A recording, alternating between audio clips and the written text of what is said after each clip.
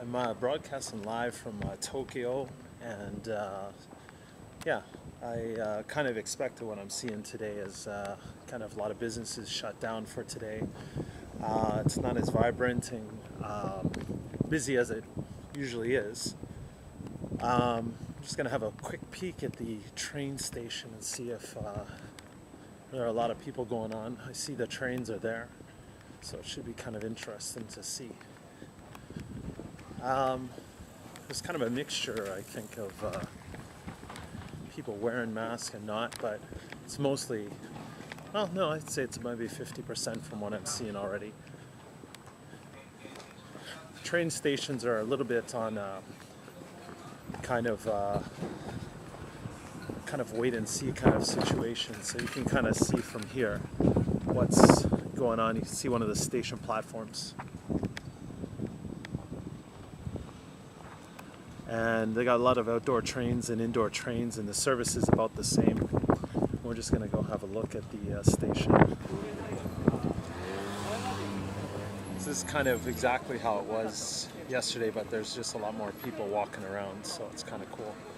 And yeah, the masks are a lot less than yesterday. It's almost the same as every day, where people are just taking a caution with just having a mask on anyway.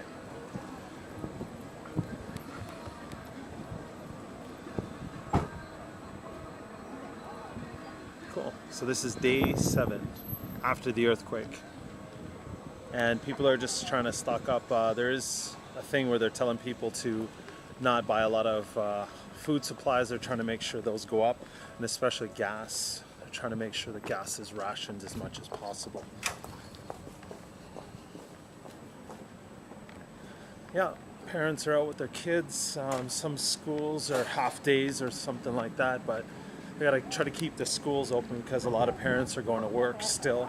Some companies are still getting employees to go there, so it's kind of a 50-50 kind of situation. So, and of course, good staples like McDonald's is open, so it's kind of cool. And yeah, so that's kind of what's going on day 7. It's a little bit chilly, but I'm really concerned for the people up in northern Japan, Iwate, Fukushima, now that it has a 50-mile radius.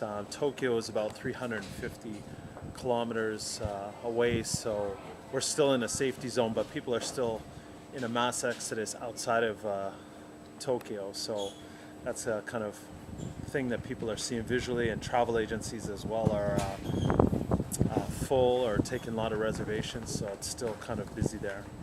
So it's kind of a concern, but you know, on the streets here in Tokyo, it's still busy, business as usual. On the surface, and inside it's hard to know how people are gauging things, but supermarkets are open. The only thing I haven't seen a lot of is bread, so that's kind of a thing that hasn't been seen a lot, but we're trying to see as much of it as we can. But right now, that's the only thing I haven't seen on shelves.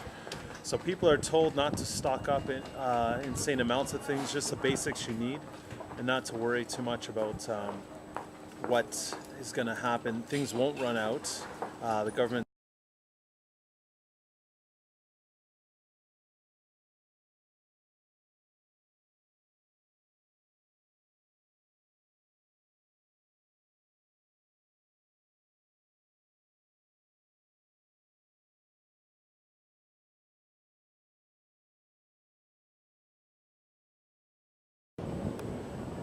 Okay, I'm here in day 7 here in Tokyo, and I went and talked to some young people and tried to get a young opinion about what's going on. And first question I asked them was about the emperor, what they thought about him not appearing at the site, which is kind of a usual thing, and his apology broadcasting from another city.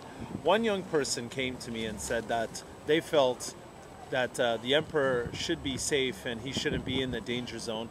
Another person had a different opinion, and they felt the prime minister or the emperor should appear somewhere and show some leadership, and it's like more symbolism, so it seemed that situation.